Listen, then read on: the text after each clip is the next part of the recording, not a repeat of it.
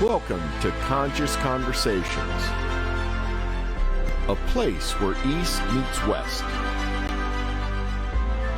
a place where conversations and ideas will challenge your minds, expand your consciousness, awaken your heart, and make you think more deeply about yourself and the world. Hello, everybody. Welcome to Conscious Conversations. I'm Anthony Profeta here with Wes Gordon. How are you doing today, Wes? Awesome. I'm having an extensive experience of deja vu today. I don't understand what that's about. Boy, strong. Yeah, I don't know what that could be about. It does seem like we've been here a couple of times today. Yeah. But anyway, today's sort of a bittersweet show in a way because, one, this is the show that is actually a one-year anniversary mark for us. Right. But it's bittersweet in the sense that I'm not going to be able to sit with you for a while because, as some of you know, I'll be traveling off on a couple of retreats now, heading off to Greece for like 3 weeks, and then I'll be going out to Sedona and Utah area for another retreat for about 3 weeks. And so the show is going to have sort of a hiatus for a couple of months. Right. So in that way, I'm sort of sad I won't be sitting with you and having these conversations, but I do look forward to hopefully continuing them and doing more when I get back and everything like that. But today we're going to be talking a little bit about spiritual abilities, cultivating, developing sort of these things, and your take on the purpose of that. Well, what I experienced for myself with the spiritual abilities is as I tuned in when I had this experience at 11 years old in the church, I got a real intense sense of discernment. Oh, yeah. Yeah, I could perceive and sense things that were invisible. Right. And, you know, a lot of people, as I grew up down through the ages, talked me out of them. Yeah. Said, oh, that's just your programming. You're just only seeing that because of what you think. But then I would wait and I would watch the actual thing happen. Right. With certain people or places. And after that happens over 100 different times, you're like, no, this isn't just my imagination. I'm tuning into something that's bigger than I am. Yes. And then as you walk with this power with God and Christ and develop a deeper and tighter and closer connection to this energy, you start realizing that you have what I call an inner ear. Okay. Yeah. And inner knowing, inner ear. Yeah. And a vision. And you can hear and sense, and you're shown and told things that makes no sense to anyone sitting around you, sometimes even to yourself. You're like, I've been in situations where I'm listening to someone talk, and I'm literally hearing a double dialogue of what they're saying in another script that almost matches it, but it's like it's showing me something else about what they're saying. It's quite bizarre when it happens. Yeah. But that's that inner ear. That's like a lot of people say, I knew to not take that road. Right. And when they did, there was an accident. That's a divine energy and essence instructing and guiding you to make the crooked places straight before you and stuff like that. Yeah. And when I was in church, one of the, they talk about spiritual gifts of the healing and different things like that. And one of them was brought out that you should ask for wisdom. Okay. Yeah. That's what Solomon asked for. Right. And it was kind of after you thought about it after a while, because a lot of people think of other things they would like to have, but that kind of covers the bases. If you're really wise and you have that and you're in tune with your spiritual divinity, with God working through you, you basically can't do any wrong, so to speak. I mean, you'll figure things out and you'll move, and like Christ, he knew when to move through the crowd and people couldn't see him. Right. He knew exactly when to disappear. He could discern the thoughts of others, and he would teach people, and he'd give them a parable because he knew in their hearts they were thinking these other things. Right. So he would try to shine some light towards them so they could see it in a different way. Yeah. That's the kind of stuff I'm thinking about. Okay. So, I agree with that. I understand the discernment that one gets from cultivating a spiritual life, spiritual practice. They gain the ability of that. They gain wisdom. They become more loving, if you want to call that a spiritual power and ability and compassion, all those sort of things. But within some of the Eastern traditions, they, like, especially if you go to the book, the Yoga Sutras of Patanjali, he talks about as one begins to meditate and spiritualize their body and, elevate their consciousness, that things begin to awaken within them. So foresight, seeing things, knowing things before they happen, maybe even having what they call spiritual powers, or what they call cities, the ability to materialize things, or, make miracles, work miracles, all of that. But when you were a child and the discernment began to develop, or, you heard about spiritual gifts and spiritual abilities, you didn't seek them, did you? Or did they just arise on their own? Those arose short of the wisdom. Right. Okay. I did ask for the wisdom part. Okay. Well, yeah, I don't think that there's anything, wrong with asking for wisdom. But many of the Eastern traditions would say it would be very unwise to go into your spiritual practices just for the sake or the goal of attaining spiritual abilities. Exactly. They said that would be like off kilter and you're going in the wrong way. Your goal is wrong. Yeah. But they said they will definitely develop. Be grateful if they do, but don't seek them. Don't crave them. Gotcha. Don't let being able to read people's minds be the only reason why you're practicing meditation. Exactly. That would be a very selfish maybe motivation to do that thing. Well, it's like what Christ told the disciples when he told them go out and heal, go to these cities and pray for people and help people and heal the sick and stuff like that. And then they come back all cocky and proud. Boy, we've been casting out demons and we've been healing people in your name. And he's like, hey, slow down. He goes, don't be happy that that's happening. He says, that's nothing. Right. Just be grateful your names are written in heaven. Right. So he was knocking their pride down real quick. Yeah, because that's another thing that can happen too, is if someone starts getting spiritual abilities, gaining things, accessing, opening of spiritual gifts, that they can start to grow in pride. Well, look at what I've achieved and look what I can do. Again, that I can do stuff. Exactly. But that's not really what it is about. It's not really even you that's doing it. It's a gift. It's called a gift because it's something that's given to you, but you have it. It's awakening within you. And it should be something that you are grateful for if they're there, but shouldn't be striving for or cultivating. Many of the not the Eastern, but many of the Western Christian mystics, such as St. Teresa of Avila, St. John of the Cross, when these gifts would be given to them, they'd actually start feeling like, oh no, like it might lead me into pride, and they'd in some ways begin to pray not to have them, because they didn't want to fall into that trap. Yeah. Yeah. Well, if you get serious in this walk, right, and you start getting prideful, right, after a few falls, because you do crash and burn, and it's like a divine crash and burn. Right. You really don't want to repeat. Yeah. Because I've had some situations where I just wasn't listening. Right. And I didn't do the thing I was told to do. I was instructed internally, like an intuition, or like an inner voice saying, you need to go and help X, Y, and Z. And I kept putting it off, and it kept coming up. I kept putting it off. I've shared these stories with you. You did. And when I didn't follow through, some things happened that we would consider not good. Right. And I got a royal spanking, which I'm not going to go into how that worked, but put it this way, it put a fire into me to next time that voice said something, I paid a whole lot more attention to what was necessary or what my part was. Right. Yeah. Yeah, I could see why.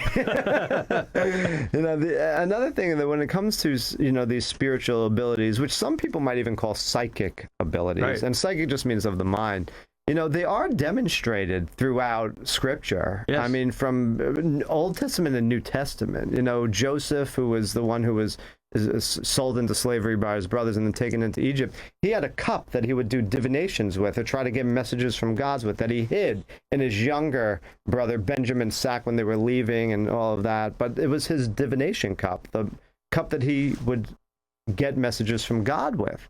And there are many others, throughout the Old Testament, in which they would draw lots in order to see who God chose for certain things. And you get into the New Testament, and, there were people who were able to, read people's minds, not only like the prophets or, Old Testament prophets, but even within the New Testament, there were instances of that. And even Christ himself, who was at the woman at the well and was able to tell her everything about her life. And some would say that that's just a psychic ability that happens. And for some reason, some spiritual traditions and some, especially like fundamental Christians, they look at those things as like of the devil. Right. But yet they're demonstrated by many spiritual people, both throughout the Old Testament and New Testament. And so I believe that they are qualities that do arise with us as we step more into our spiritual self. Absolutely. Right. But I think we need to take a quick break here, and we'll return back after these messages and maybe talk about some ways that we have heard and know that these abilities can be developed within us. So stay tuned right after these messages. Welcome back to Conscious Conversations. We're here today having a conversation about spiritual abilities and developing spiritual abilities. And we were talking a little bit about, in the beginning, how we really shouldn't be craving these things. We really shouldn't be the goal of why we do our spiritual work, but that spiritual abilities can develop as one begins to progress and spiritualize their body and get more in tune or more in line with the God energy. Right. So do you have any specific ways that you, through your practices, through your walk, have noticed these abilities beginning to develop? Well, the way that I experience them coming about is you walk this walk as best as you can, and you keep your heart totally focused and mind focused on God. Yeah. As best to your ability. And during that connection and getting that deeper and deeper to where it comes automatic, you don't even think about it. And, you get up in the morning, you connect, and then it's like a muscle. It gets stronger and stronger. And then things will happen. Yes. You make them happen. They'll be on a need to happen basis. So if the gift of discernment is necessary for whatever's taking place in your life in that moment, that will be presented. Yeah. And there's also, you'll be asked to do certain things, and it may be go heal somebody or pray for somebody that they may be healed, or whatever the task is told you to do. Right. It starts off with baby steps, and if you don't listen, you don't realize it, but you're starting to shut down that ability because you're denying it. You're saying, I don't have it, I don't believe it, it's not what I think, I'm scared, I'm afraid. So you're starting to shut that channel down. Yeah. But I think there's a whole array of gifts that come with this that, like I said, they show up when they're necessary. Absolutely. So you need to know what to do at the right moment. Yeah, absolutely. And from the Western and the biblical perspective, discernment, healing is a gift of the Spirit. Prophecy, they say, is a gift of the Spirit, and all these sort of things. But even from the, the Eastern traditions, they believe that those things arise too. The ability to prophesy or to see the future, or read into people's minds, or all those sort of things are awakened within you as one does develop and grow spiritually. Healing qualities develop within the person. And, they say that there's many practices that can help with those things. So, again, referring to the Eastern book, the Yoga Sutras of Patanjali, which isn't a book about yoga, like the body postures and positions. It's actually a book or a guide on really meditation. It's about controlling the mind. And once you get the mind under control, he would say that you begin to see clearer into reality. You can begin to perceive other person's minds, what they're thinking, and these cities or these powers begin to arise. And so through meditation, one can develop these sort of things. But again, don't let that be the goal of your meditation practice, because then you're off kilter, you're moving in the wrong direction. But he was cautioning the meditator that these things can begin to spontaneously arise within you. And so be grateful if they do, but don't crave them. Also when you begin to get quiet and get into your meditations, we've mentioned this in another show, but you begin to hear the still small voice within you, which gives you access to the gift of wisdom, or the ability to be wise and discerning. Many say that prayer can help awaken these things within you, can bring you to develop spiritual abilities within yourself. Some also say fasting can help you. You become more clear. Yeah. Mental clarity develops. You begin to overcome physical desires. Your physical nature doesn't have as strong of a hold on what it wants you to do. Go eat that chocolate cake that you see sitting on that corner, which is my weakness.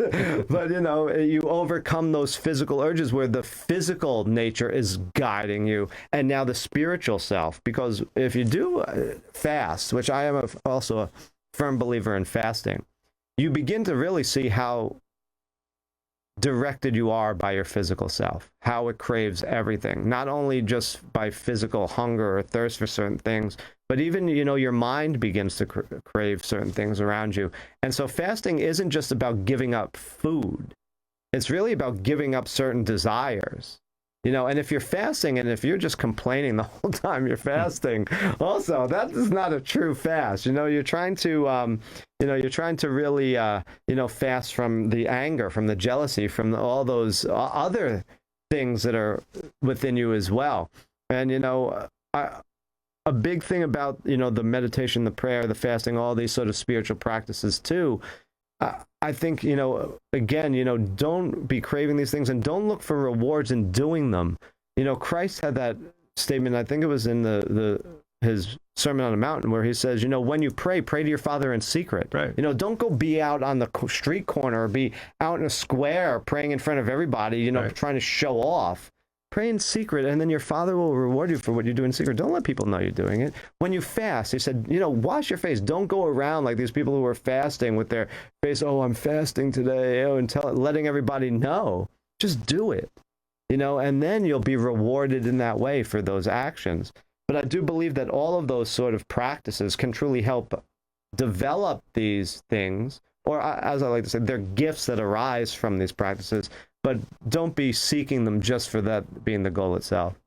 Exactly. The gifts come because they're used to glorify the fact that God and Father is actually real. Right. And it does exist and it's around.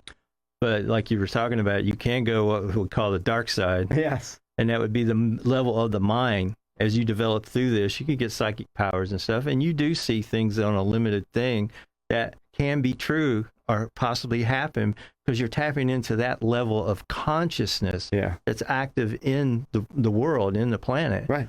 But when you start, how to tell that you're off kilter is when you're doing it for yourself. Yes.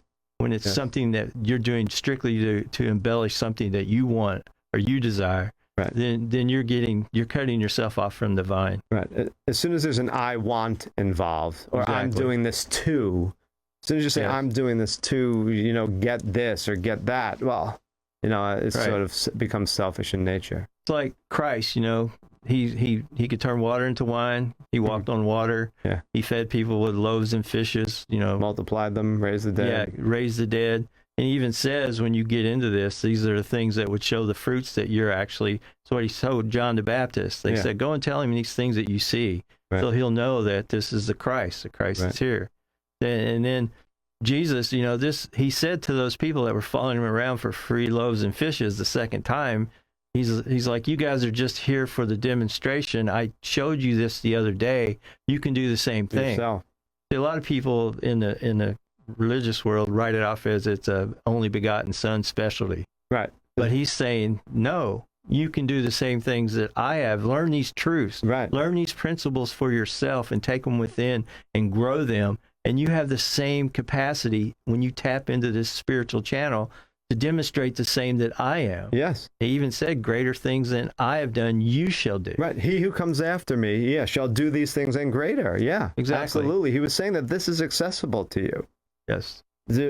Come follow me, live the way I'm living, follow the truths that I'm teaching, and you'll have access to this too. And, when you are in line with this and when you are developing these qualities, they say that there are fruits of the Spirit that begin to develop. Yes. So beyond the gifts of maybe, psychic abilities or, any of that, there are qualities such as patience, such as love, such as gentleness, such as loving kindness, such as peace, all of these sort of things that develop in you as a person. Right. And when those things begin to develop, you also know that you're following in the right way. And, those are, I believe, even better spiritual abilities to develop than maybe manifesting a a flower Absolutely. out of the air, Absolutely. Going around manifesting love and self-control and patience is way better.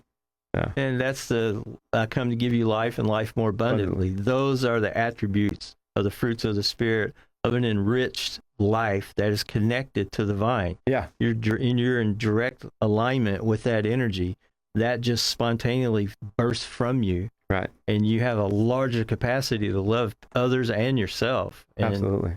It's a glorious way to live. Yeah. But very few people take the time and the discipline and the inner work for those fruits to actually manifest. Right. And I believe when you're manifesting those fruits, you're working from the greatest spiritual ability of all, which is manifesting God into the world. Yes. And I believe manifesting God into the world is way better than multiplying a bunch of pieces of bread. Yes. Okay. It's like I said on that other show that we did, that you are the infinity focal point of the demonstration for the presence of God in this level of consciousness in this world. And if you don't step up to the plate and realize that, you live in a godless world. That's why we see all the chaos that's displayed out here, because no one's in the Word. They're not under the shadow of this energy. Right. So that's not going to happen for you. I mean, to walk around and think that God's just going to magically transform this world from all the stuff that you're doing, right? You're not listening to these truths. You're not listening to this word. You're not living your life based on these principles. And once you do that, the transformation part happens. Yeah. And, Christ showed that death couldn't even hold him down. Right. But, how far can we get this to happen? You've asked me many a times, when is the world consciousness going to change? Right. Well, you and I both know it starts with each individual. And get enough of us doing the correct thing, learning the truths, learning the real truths that will set you free. Right. Not just some logical thing in your head. This has to be deeper and more integrated. That starts that domino effect for the world change. Absolutely, because even when the great wisdom figures in land being, when Christ was here, he couldn't snap his fingers and change everybody's consciousness. Exactly. They had to do the work themselves, and he was trying to show them through his teachings how to do it. Exactly. And so that's what he was coming to show you and wake you up to that true spiritual person that you truly are. And when you have access to that, you have access to great and powerful things. But I think we need to we'll stop here for today, and I guess stop here for a while. Yeah, last show for a while. Last show, but we truly thank you all. We love you all. We appreciate you. Please leave your comments below, and we hope that each and every one of your days is truly filled with an abundance of love, happiness, and peace.